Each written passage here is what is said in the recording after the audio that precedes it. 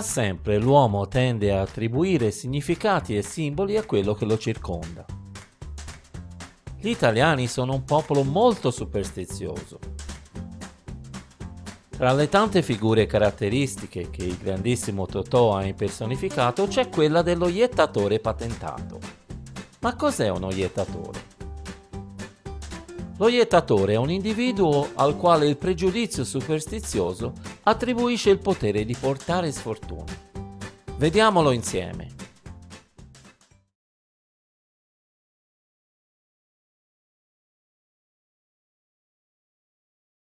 La patente è un episodio del film Questa è la vita, diretto da Piero Zampa e interpretato da Totò, il principe della risata. La storia è tratta da una novella di Luigi Pirandello. Rosario Chiarchiaro, Totò, è triste perché la gente gli attribuisce fama di menagramo. Allora decide di chiedere al giudice il permesso di esercitare legalmente la professione di iettatore. In questa scena vediamo come le persone reagiscono nel vedere Rosario e lo vediamo discutere con la gente del paese per convincere gli abitanti a parlare pubblicamente dei suoi poteri di iettatore e così fargli pubblicità.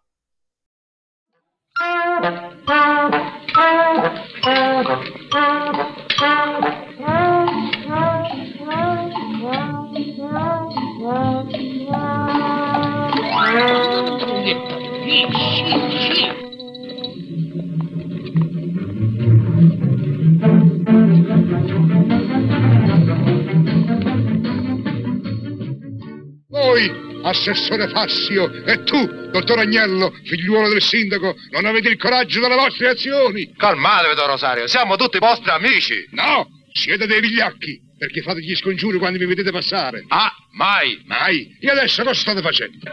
Cosa stringete in quella mano? Vediamo, vediamo. No, lasci, un corno. E voi, in quella mano cosa c'avete? Aprite, una chiave.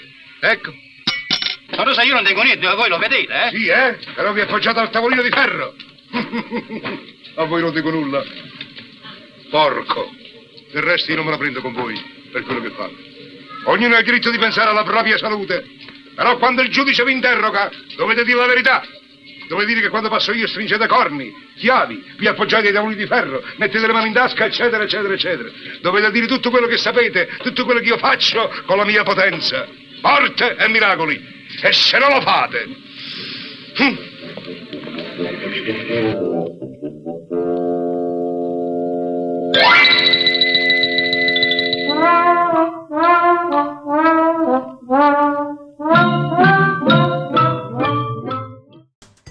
Sono tanti gli oggetti e i modi di fare legati alla fortuna o alla sfortuna, chiamata anche iella. Quali sono gli oggetti o i gesti che possono proteggere dalla iella o da uno iettatore? Analizziamo cosa fanno le persone nel film. Cosa stringete in quella mano? Vediamo, vediamo. No, lasci, un corno. Il corno portafortuna. Il corno è il portafortuna per eccellenza. La sua origine risale al Neolitico, 3500 a.C.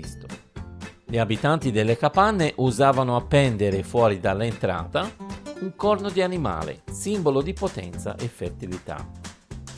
Per secoli molti guerrieri, tra cui Alessandro Magno, hanno usato questo ornamento simbolo di forza e potenza divina.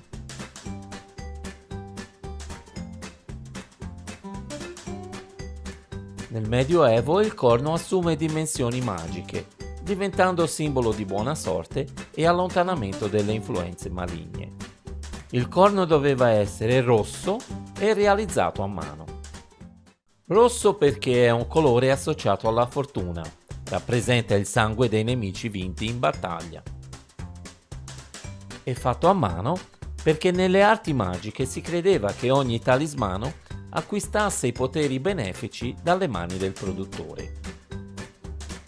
In mancanza del corno si può fare il segno delle corna con l'indice e il mignolo tesi e le altre dita piegate. Vediamo. Un altro portafortuna. E voi, in quella mano cosa c'avete? Aprite. Una chiave. La chiave. La chiave è un portafortuna che ha significati diversi tra loro.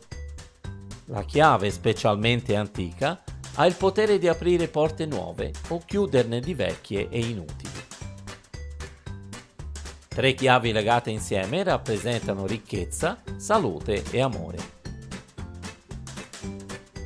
Inoltre la chiave ha il significato di preservare un segreto o un sentimento. Vediamo ancora. Rosa, io non tengo niente, voi lo vedete, eh? Sì, però vi appoggiate al tavolino di ferro. Toccare ferro. Toccare ferro è un'altra maniera di allontanare le energie negative. In alcuni paesi esiste l'usanza simile di toccare o battere nel legno per allontanare la iella. Altri portafortuna o forme di scaramanzia. Il quadrifoglio. Il quadrifoglio, per essere raro, era considerato dai druidi celti un potente talismano capace di allontanare i cattivi spiriti. Il gobbo portafortuna. Spesso trovato insieme al corno, il gobbo ricorda il profilo di qualcuno curvo sotto un peso. Nel passato questo peso è stato associato alla ricchezza e alla fecondità. A Napoli il gobbo si chiama oscartellato. Incrociare le dita. Incrociare le dita è un altro gesto molto usato nel mondo occidentale per allontanare negatività e portare energia buona prima di compiere un'azione. Il ferro di cavallo. Il ferro di cavallo è un portafortuna che di solito si tiene in casa, di preferenza sopra la porta e con le punte rivolte verso l'alto per non lasciare scappare la fortuna. Allora, hai capito cos'è la iella? E tu, sei superstizioso? Fammi sapere nei commenti. Se non lo hai ancora fatto, iscriviti al canale e condividi questo video se ti è piaciuto. Non perdere gli altri video. Arrivederci alla prossima!